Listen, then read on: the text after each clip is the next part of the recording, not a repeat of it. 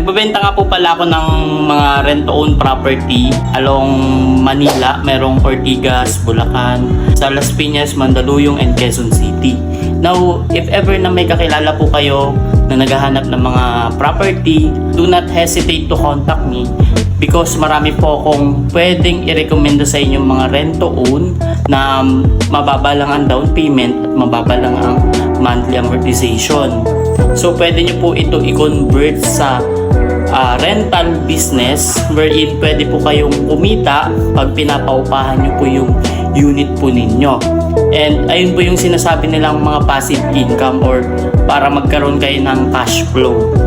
Ayun po. Ayan, may mga units po tayong available, ready for occupancy na siya. Kagandahan, mabilis lang po yung processing. Within 1 month processing upon completion of requirements, pwede na kayong makalipat sa unit. So kung interested po kayo, message nyo lang po ako, inform ko po kayo about sa project na binibenta po namin. So hanggang doon na lang. Thank you po.